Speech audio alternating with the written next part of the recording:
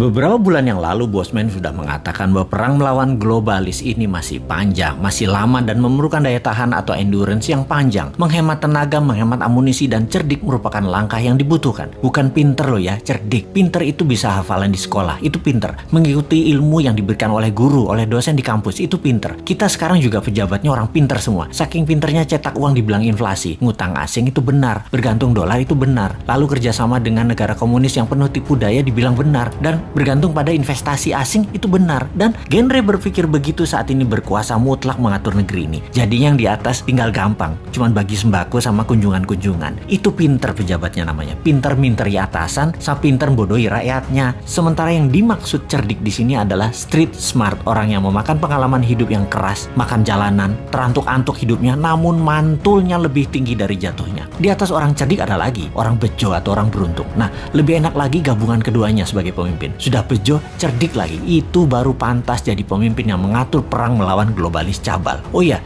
sebelum lanjut, kita harus membedakan pebisnis globalis dan globalis cabal. Cabal adalah secret society, lebih menginginkan kepengendalian mutlak atas kehidupan manusia. Cabalis itu sudah pegang kendali atas teknologi, atas informasi, kendali atas komunikasi, sistem keuangan, dan sekarang kendali ke arah dua hal yang penting, yaitu kesehatan serta makanan. Musuh negara tidak berdaulat yang pemimpinnya oportunis itu bukan hanya dua negara besar, Tiongkok dan Amerika, tetapi ditambah juga globalis cabal. Jadi ada tiga musuh sebenarnya. Kita detailkan ketiganya, pengendali negara lemah tersebut. Pola kendali terhadap negara lemah atas dua negara besar dan kelompok globalis adalah tiga strategi Tiongkok, yaitu menggunakan soft power kalau Tiongkok ya. Pertama, kendali atas media massa sebuah wilayah. Nomor dua, kendali atas pejabat pemerintahan wilayah yang ditarget serta anggota parlemennya. Kemudian nomor tiga, kendali atas peraturan hukum dan penegakan hukum di wilayah tersebut. Di sisi lain, strategi Amerika itu menggunakan hard power, yaitu tekanan militer, terorisme, ideologi, humanitarian, menggunakan organisasi multilateral seperti IMF, PBB. Semua adalah tool Amerika untuk menyedot aset harta negara lemah. Strategi globalis cabal adalah pegang sosial media, informasi, dan big data. Mereka bukan mau menguasai wilayah hajat hidup seperti Tiongkok, ambil sumber daya alam seperti Amerika, kendalikan energi dan oil, serta dolar. Bukan. Globalis cabal kendalinya atas data, atas minat interest seseorang, mengubah tindakan perilaku, merubah society, merubah dunia dengan merekalah pemegang kendali hidup manusia, bukan hanya wilayah. Globalis cabal anti negara, anti nasionalisme, senang atau mendukung pemimpin otoriter yang bisa dikendalikan oleh mereka. Jadi saat ini perangnya ada tiga front, Tiongkok, Amerika, dan globalis cabal. Globalis saat ini pegang kendali atas big farmasi atau perusahaan obat-obatan besar serta kesehatan. Alat tes COVID, virus COVID, dan vaksin adalah satu paket globalis cabal yang punya. Sistemik sekali kerja mereka, didesain panjang sejak 15 tahun yang lalu. Detail, rinci, terarah, lengkap dengan perang medianya, desain ketakutannya, dan alat yang disebut COVID atau virus yang sedikit lebih mematikan dibandingkan flu itu.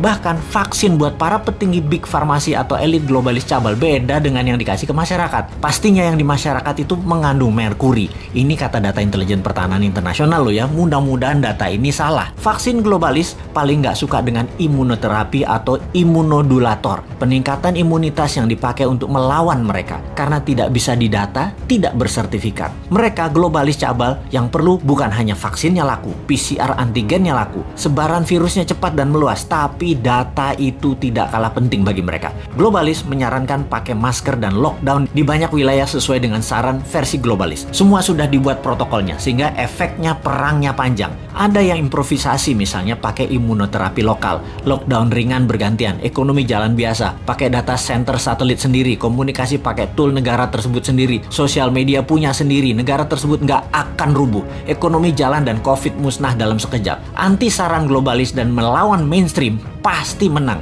Itulah kenapa di tahun 2019 pertama-tama video Bosman muncul, kita mengingatkan perang yang akan terjadi di tahun 2020 dan tahun 2021 dengan akhir kalimat bertanya, sudah siapkah Indonesia? Untuk apa? Untuk punya Google sendiri, punya Facebook sendiri, punya satelit komunikasi sendiri, punya data center sendiri, punya Twitter sendiri, punya TikTok sendiri, punya begituan deh. Ini kira-kira maksudnya. Hanya di tahun 2019 awal tersebut kita menginformasikannya pelan-pelan, muter-muter bersama Sanepo, gaya bahasa pengandaian dan indirect language.